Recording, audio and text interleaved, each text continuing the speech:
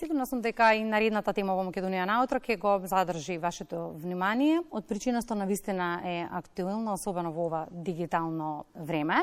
Интернет, дигитален простор, апликација, икони, емотикони. Ови се термини кои што ги користиме во секојдневниот живот, бидејќи споменав дигиталното време ни ги донесе. Генерално се прифатени глобално, но малкумина од нас се трудат да најдат македонски превод на термините кои што ги споменав, на кои што постојано и укажуваат наставниците по македонски јазик. Тука се собра неколку наставници кои што одлучија работите да ги земат во своји раце и не само што ги преведоа овие термини, туку на учениците ќе им овозможуваат во периодот кој што следува истите да знаат како да ги применат во пракса, создавајќи го овој речник на поими од медиумска писменост со игровни активности, за кој што разговарам со една од авторките. Велам добро утро за Елена Апостолова. Добре ни дојдовте. Добро утро. Добро да најдов. Идејата е одлична, многу корисен речник, кој што искрена ќе бидам, никој досега не се сети да го направи. Од каде идејата, Елена, како дојдовте до идеја да се соберете неколку наставници кои што ќе направат едно вакво четиво? Идејата се роди на теч кампот во Охрид, каде што обуката беше на англиски јазик и најголем дел од термините кои што се користеа, забележавме дека немаат соодветен македонски превод. И поради тоа што немаат соодветен македонски превод, ние како сите тројца автори сме оделенски наставници, забележавме дека ќе имаме потешкоти ако ги воведуваме во наставата кај учениците од оделенска настава.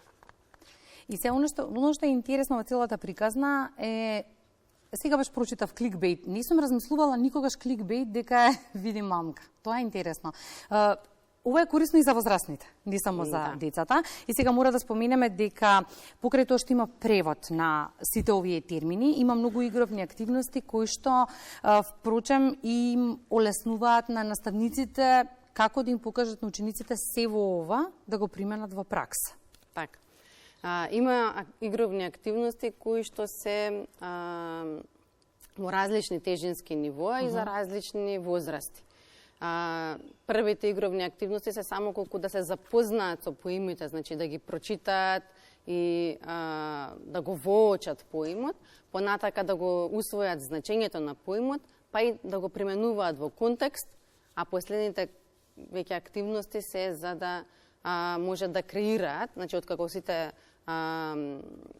поими од медиумска писменост ќе им бидат абсолвирани, да можат да креираат интересни содржини кои што понатака и на вас новинарите нели апсолутно не се од корист, ќе ви бидат од корист ако го знаете мислењето на децата, на публиката. Имаме и видеоматеријали и фотографии кои што би сакала да ги погледнеме во моментов. Тоа е од промоцијата на речникот во училиштето во кое што вие работите? Да, значи имаме од промоцијата на речникот, имавме досега 3 промоции на речникот. Во училиштето каде што јас работев, основното училиште Мир Чацев од Скопје, имавме промоција во Крива Паланка, во Europe House и имавме промоција и во Битола во American Corner, во американското катче. Како реагираа учениците? Учениците многу им се забавни овие активности, значи многу ги сакаат, многу убаво реагираат на нив, интересни им се, возбудливи се.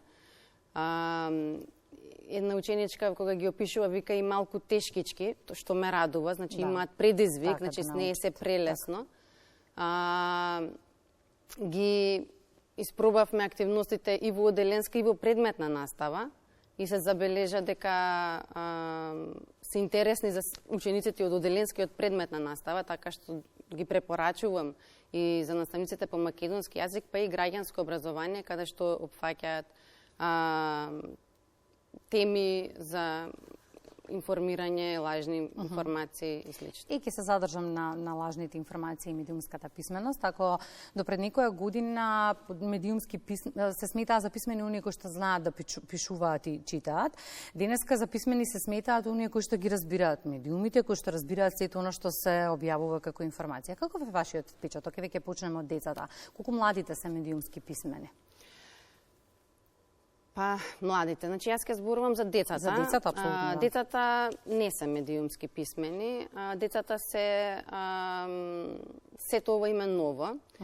Тие мислат дека знаат со тоа што знаат, нели, да отворат одредена апликација, да прочитаат вест и слично, меѓутоа не знаат како да ги распознаваат вестите, како да ги да забележат што од тоа е корисно, што е лажно, што е манипулација. Така што, дефинитивно, овој речник, всушност, е основата за да се описменат учениците, затоа што првично тие треба да ги совладаат термините, за понатака да можат да ги користат во нивниот живот и во секојдневието. Испоминавме на самиот почеток на разговорот дека речникот е наменет и за наставниците, кои што треба да ја предаваат сите оваа материја, но за да ја предаваат треба да го владеат материјалот. Каков е впечатокот во однос на вашите колеги, колку тие се медиумски писмени? Дефинитивно ова е предизвик на новото општество и мислам дека секој човек секојдневно навлегува се подлабоко во оваа тема, така и ние наставниците. Имаме и обуки кои што можеби за нијанса ги освестуваат сите наставници за тоа што се не обкружува и како се треба и ние како возрастни да се заштитиме, не само да ги подучуваме учениците. Така што дефинитивно е тема која што се уште треба да се работи и кај наставниците и кај возрастните. Ако имавте досега промоција, 3 промоции споминавте, каде во следниот период ќе биде промовиран речникот и каде се ќе добие практична примена? Каков е планот за летово?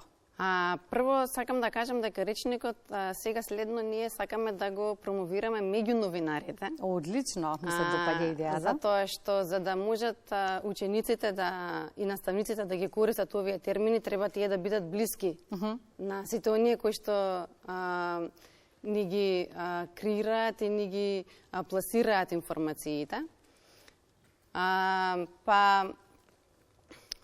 Останатото е дека овој речник сега веќе е објавен.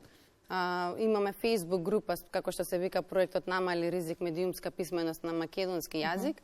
Значи сите алатки и речникот се објавени таму. Сите наставници кои што се заинтересирани можат да ги користат сите алатки, да ги веќе во овој летен период да ги планираат во наставата за следната учебна година. Инаку, применливо е, како што кажав, и во оделенска и во предметна настава, а може апсолутно секој наставник да го користи речникот и активностите што се во него. Многу голем чекор направивте во напредување на медиумската писменост помеѓу учениците. Што е она што колективно како општество сите заедно можеме да го направиме во периодот кој што следува? Оваа тема сите не засега. Сите не засега, така е. Тоа што можеме да го направиме е да бидеме повнимателни, да бидеме етички коректни, значи зборувам и како граѓани и како новинари, да внимаваме што се им се нуди на децата, затоа што реално е дека децата го немаат тој филтер и не се свесни колку некои работи можат нив да им наштетат. Не се свесни кога гледаат содржини со насилство, дека можат кај нив да предизвикаат ефект на насилство, понатака тие насилно се однесуваат кон соучениците или кон останатите. Така што дефинитивно ние како возрастни треба да имаме многу повеќе да сме етички насочени, да внимаваме и да ги заштитиме децата. А децата нормално да ги подучиме со овие поими и овие активности за да самите навлегуваат во светот на медиумите. За промоцијата на речникот помеѓу новинарите сакам да сум присутна, сакам да е присутна и камерата на македонската телевизија, па да видиме како поминало се. Може така? Може. Благодарам многу. Сите активности ги следиме во периодот кој што следува, бидејќи и ние сме вклучени во приказната медиумска писменост и наша задача е да информираме, да едуцираме. Благодарам. И во речникот за поимот вести вели вака, вести се известување за нешто, глас, новост, нова информација за некој настан, лице или ситуација, што се пренесува преку средствата за јавно информирање, како што се весник, радио, телевизија или онлайн медиум. Ние, како телевизија, ги подготвивме првите вести, ги има колешката Наташа Алексовска.